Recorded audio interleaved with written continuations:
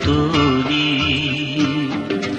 কি হ'ব পোৱা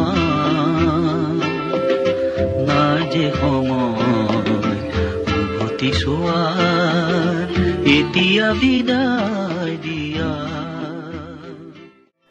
হে গুৰু, তোমাক প্ৰণাম। তোমাৰ ত্যাগেৰে দেখুৱালা তুমি যে কত মহান। সেয়েহে মাগিছোঁ নেদেখাজনক তোমাৰ দীৰ্ঘ জীৱন। বিমলা প্ৰসাদ চলিহা মহাবিদ্যালয়ৰ অসমীয়া বিভাগৰ প্ৰাক্তন মুৰব্বী অধ্যাপক শ্বাহজামাল মোল্লা ছাৰ। ছাৰ এগৰাকী জ্ঞান সমৃদ্ধ আৰু বৰ মৰমীয়াল অধ্যাপক। বুকুতে সাঁচি তোমাৰ মধুৰ ভাষাটি ৰাখিছা বুকুতে সাঁচি।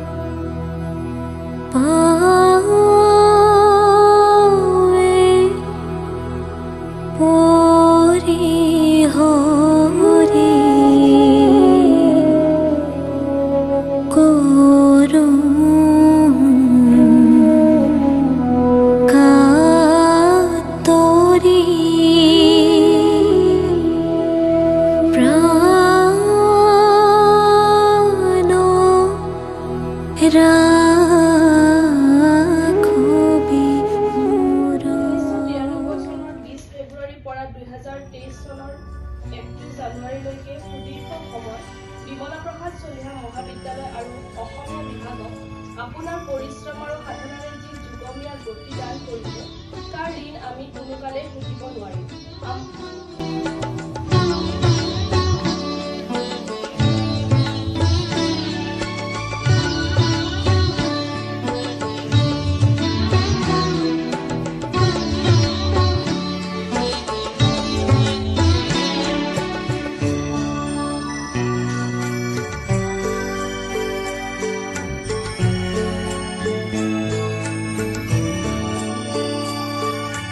বহুদিন বকুলৰ গুণ পোৱা নাই, বহুদিন বকুলৰ মালা ৰখা নাই। বকুল তলত বহি বহুদিন বালি ঘৰ সজা হোৱা নাই, বহুদিন বকুলৰ গুণ পোৱা নাই, বহুদিন বকুলৰ মালা ৰখা নাই।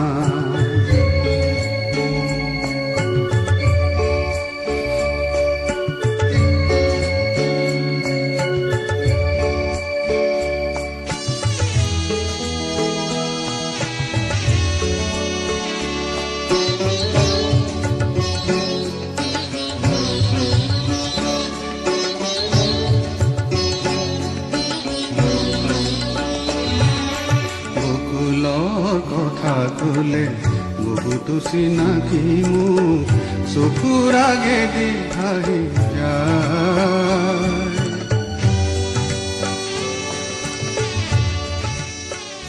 ছাৰ মানুহজন আন মানুহবিলাকতকৈ অলপ বেলেগ আছিল। আন শিক্ষক শিক্ষয়িত্ৰী যিসকল আছে আমাৰ কলেজত সেইবোৰ বহুত ক্ষেত্ৰত বেলেগ আছিল।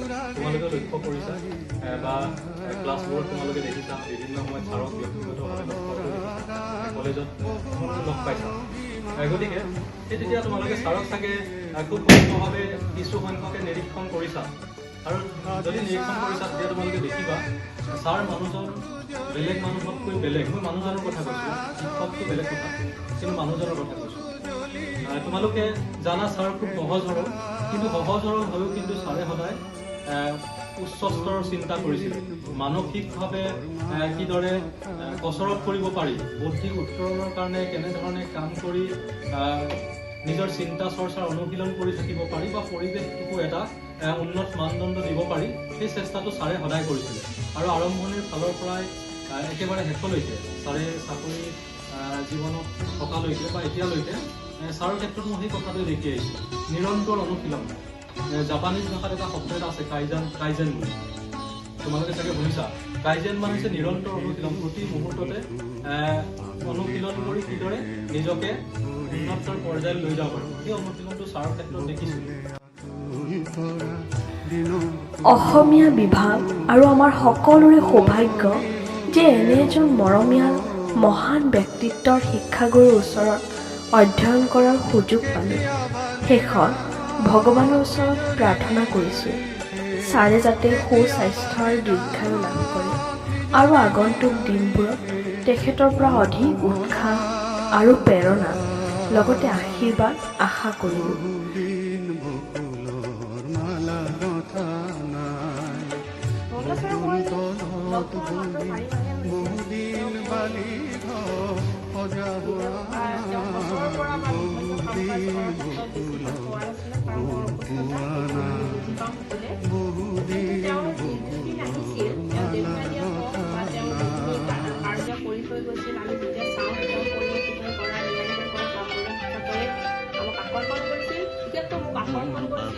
আৰু তেওঁৰ যিটো কথা কোৱাৰ ভংগীমা বা প্ৰতিটো কথাই মানে তেওঁ মানে চিন্তা সমন্বিতে কাৰোবাৰ নাম হ'ল ষ্টুডেণ্টৰ নাম হ'ল কিয় এনেকুৱা হ'ল এনেকুৱাই হ'ব লাগিছিল, সকলোখিনি কথাই তেওঁ স্পষ্টকৈ কোৱাৰ এটা যিটো দিশ তেওঁ সেইটোৱে বহুত আকৰ্ষিত কৰিছিল। তেওঁৰ যি অসুস্থতা সেই অসুস্থতাৰ পৰা তেওঁৰ আৰোগ্য হওক, তেওঁ ঈশ্বৰে তেওঁক কুশলে ৰাখক সেয়াই কামনা কৰিছিলোঁ। এতিয়া মই কলেজৰ পৰা আৰম্ভণি কৰিব ওলাইছোঁ। মোৰ অনুভৱৰ দলিচা প্ৰিয় গুৰু শ্বাহজামাল মোল্লা ছাৰ, জনাইছোঁ আপোনাৰ চৰণত শতকোটি প্ৰণাম। আশীৰ্বাদ কৰিব আপোনাৰ দৰে সততা আৰু নিষ্ঠাৰে যেন পাৰ কৰিব পাৰোঁ আমাৰো জীৱন। ৰ'দৰ ছায়া অকলে নীৰৱে এন্ধাৰত মায়া হলো,